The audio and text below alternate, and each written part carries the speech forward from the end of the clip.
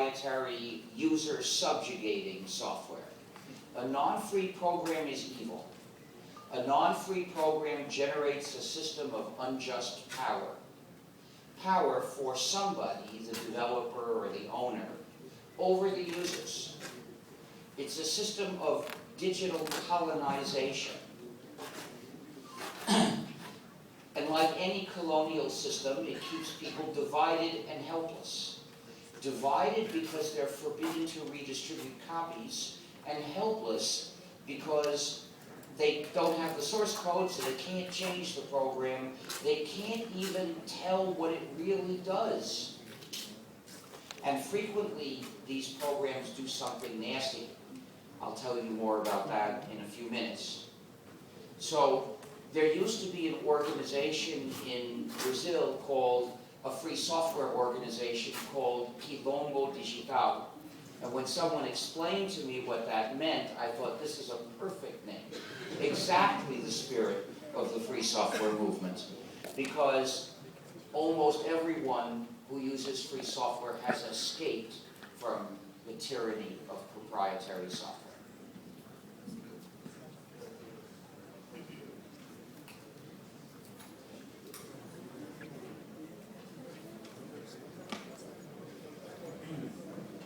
So, our aim is for the users of computing to have freedom. That's the purpose of our work. But what I've said is very general. I have to make it more specific.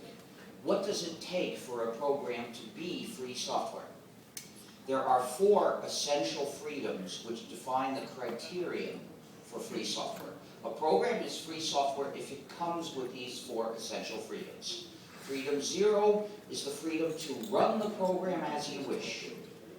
Freedom 1 is the freedom to study the source code and change it so the program does your computing as you wish. Freedom 2 is the freedom to help others. That's the freedom to make exact copies and distribute them to others when you wish. And freedom 3 is the freedom to contribute to your community. That's the freedom to make copies of your modified versions and distribute them to others when you wish. If the program comes with these 4 freedoms, then it's free software because the social system of the use and distribution of the program is an ethical system, one that respects freedom and community. But if one of these freedoms is missing or insufficient, then the program is proprietary because it imposes an unjust social system on its users. In order for these freedoms to be adequate, they must apply to all activities in life, including business. After all, business is a normal part of life, and most of us don't wish to eliminate business. And if you're doing business, you should have control of your business computing, just as you should have control of your personal and leisure computing. Of course, businesses cannot be allowed to do whatever they wish. We must regulate them to stop them from hurting people. But that's completely different. Regulations are set up by the state under democratic control.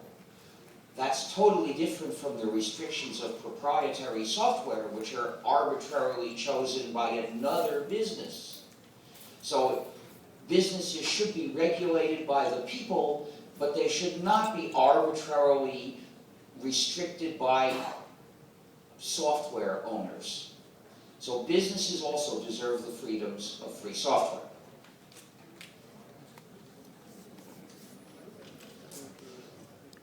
However, none of these freedoms is mandatory. They're not obligatory. None of them is obligatory. So with freedom 0, you're free to run the program as you wish. But it's not required. If you are a masochist, you can run it as you don't wish. You also have the option of not running it. With freedom 1, you're free to study the source code and change it, but it's not required. you can receive the program and run it without looking at anything. And that's actually the usual case, because none of us has enough time to read all the software we use.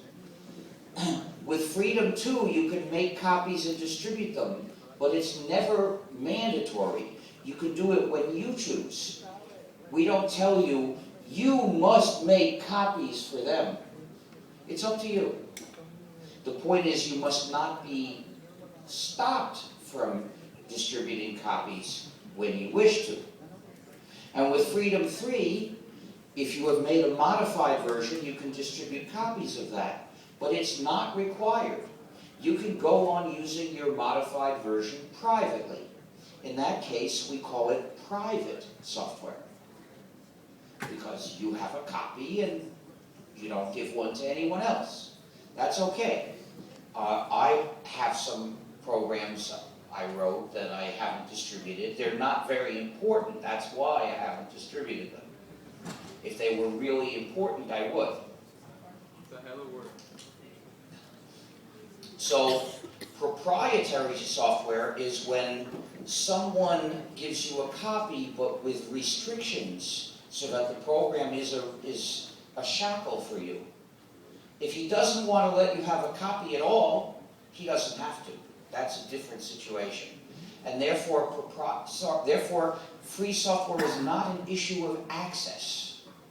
It's about freedom for those who have copies, including the freedom to make copies and distribute them to others. So if there are millions of users of a free program, of course somebody's going to distribute it on the internet and you can get access. But that's not the definition. The definition is, when you're using the program, you must have these freedoms.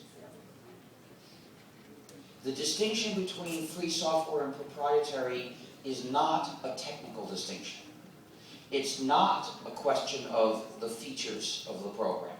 It's not a question of how they work. It's not about how the code was written. Those are secondary details. That's not what this issue is about. This is an ethical, social, and political distinction, which is why it's so important. More important than mere technical distinctions. The use of a free program in society is development in social terms, because every program embodies knowledge, and when the program is free, that knowledge is available to the users to study it, then they can maintain, adapt, and extend the program, and they can also use their knowledge in other ways. By contrast, the use of a proprietary program in society is not development, because it's imposed dependence on one particular entity, the owner of that program. So the use of proprietary software is a social problem, and we need to aim to put an end to the use of proprietary software. Leaving so soon? I hope it wasn't something I said.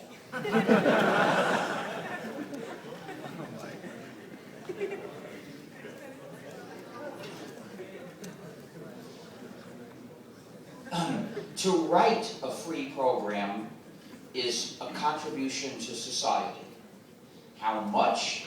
That depends on the details. If the program does a lot of useful things and does them well, then it's generally a big contribution. If it does very little and does it badly, it's very little contribution. But if it's free software, it's distributed in a way that allows it to contribute whatever it can offer. But writing a proprietary program is no contribution, because it's a power grab. It's an injustice. It's wrong. In social terms, the proprietary program is a trap. If the program has attractive features, those are the bait. Their purpose is to attract people to give up their freedom and become users of the program. So paradoxically, attractive features don't make a proprietary program better. they make it more harmful. Therefore, if you have the choice to write a proprietary program or do nothing at all, you should do nothing at all, because that way you don't do harm.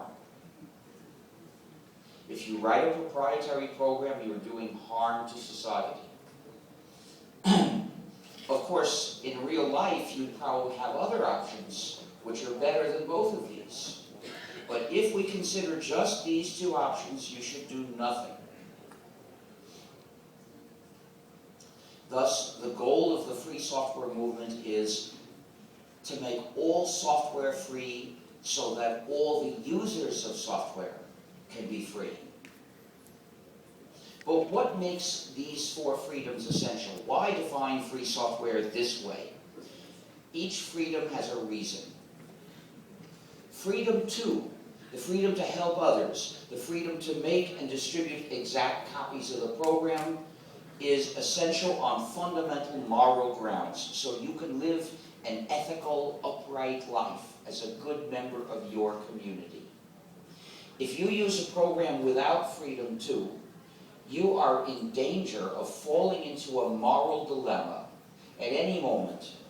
Whenever your good friend says, "That program is nice, could I have a copy?" In that moment, you will face a choice between two evils. One evil is to give your good friend a copy and violate the license of the program. The other evil is to refuse your good friend a copy and comply with the license of the program. If you are in this dilemma, you ought to choose the lesser evil, which is to give your good friend a copy and violate the license of the program. But why is this evil the lesser? Because when you are compelled to do wrong to somebody or other, it's less bad if you choose to do wrong to somebody who deserves it because he has done wrong. Now, we can assume that your good friend is a good member of your community and normally deserves your cooperation. By contrast, the developer of the proprietary program has deliberately attacked the social solidarity of your community, which is very bad. So, if you have to do wrong to one or the other, do wrong to the developer. But being the lesser evil does not mean it is good. It's never good to make an agreement and break it. Not even an evil agreement, like this one. In cases like this, keeping the agreement is even worse than breaking it. But still, breaking it is not good. And if you give your good friend a copy, what will she have? She will have an unauthorized copy of a proprietary program, which is a rather nasty thing. Almost as nasty as an authorized copy of the same program. It's nasty because it's proprietary. So, when you have thought about this issue, what should you really do? Make sure you are never in the dilemma. I know two ways. One is you don't have any friends. That's the world that the proprietary developers have in mind for you. Instead of friends, you can have Facebook friends. The other method, my method, is don't use that program.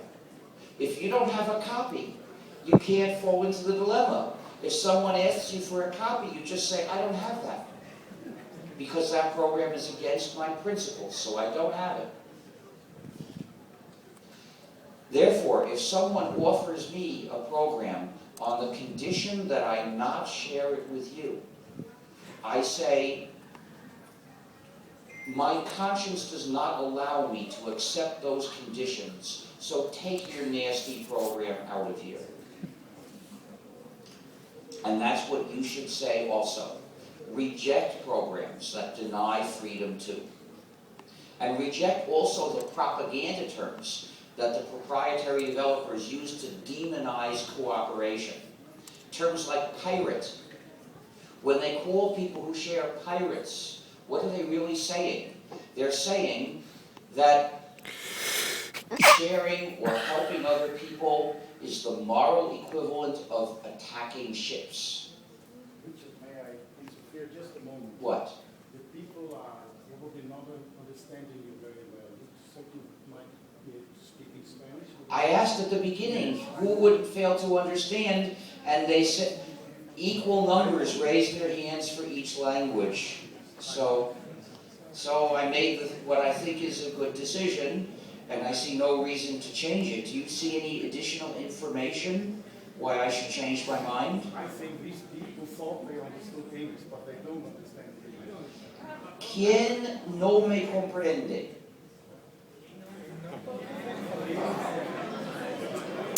Conversa fiada. No sé qué hacer. No voy a repetir lo que he dicho. Pero I don't know what the hell to do.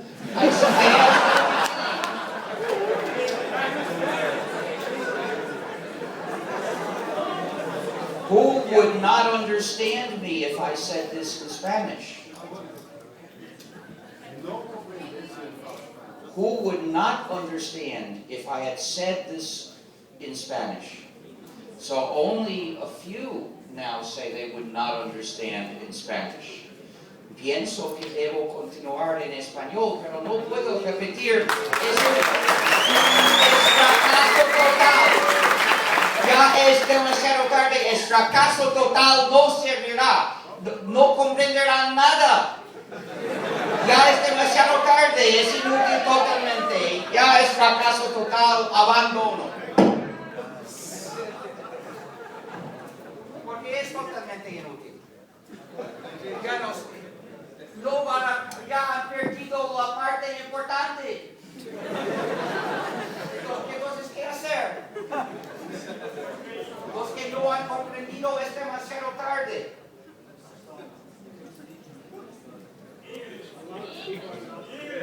It's too late. What the hell am I supposed to do? What do you want me to do? Start over? Well, if I don't start over, they'll never understand anything. They won't know what it's about. What the hell am I supposed to do? There's no option. I don't know what you think I'm going to do. It's all useless. It's failed already. It's irrevocably failed. I give up. Fuck it.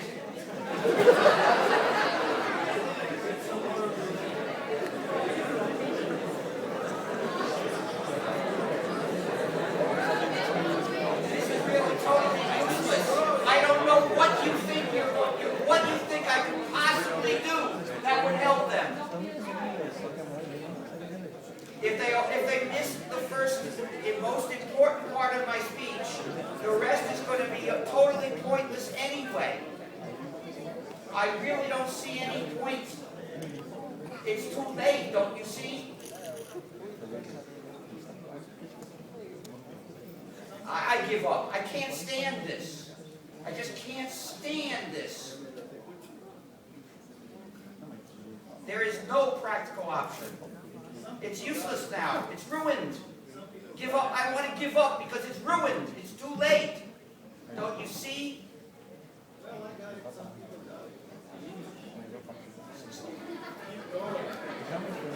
Damn. Please turn off the camera. I don't want a recording of this. I really don't want. Please stop. Please stop. Stop. I don't want recordings of this to be published. I'm sorry. This is horrible. Don't you see how horrible this is? I feel that everything I'm doing is useless because it's failure. Total horrible failure. What the hell can I do now?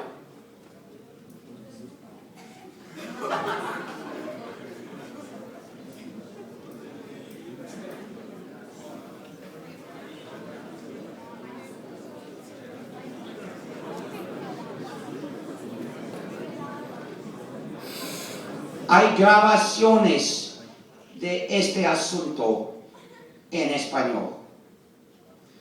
Se encuentran en audio-video.glu.org. Entonces, los que no comprenden ahora tendrán la oportunidad de escuchar las mismas ideas.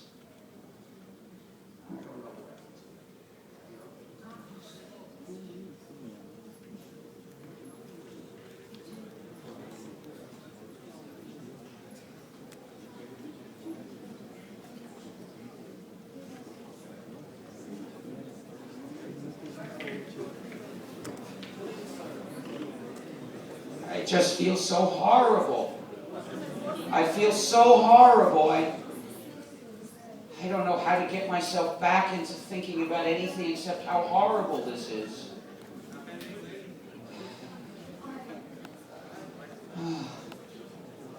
So,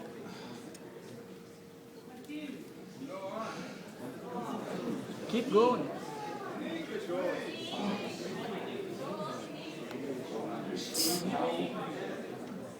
don't understand how painful it feels to have a failure.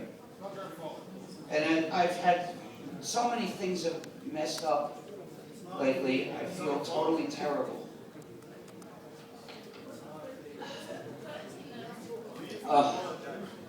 So, I'll try to make myself continue. It's not easy. So, when they call the people who share pirates, what they're saying is helping other people is the moral equivalent of attacking ships. Well, that's wrong. That's as wrong, as false as you can get, because attacking ships is very bad, but helping people is good. So let's not call them by the same name.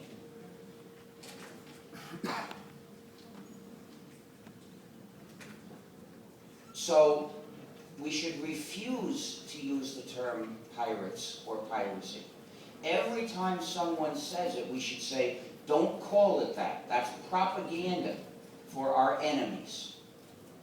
Every time, don't let it pass by even once. When people ask me what I think about piracy, I say attacking ships is very bad. If they ask what I think about movie piracy, I say I like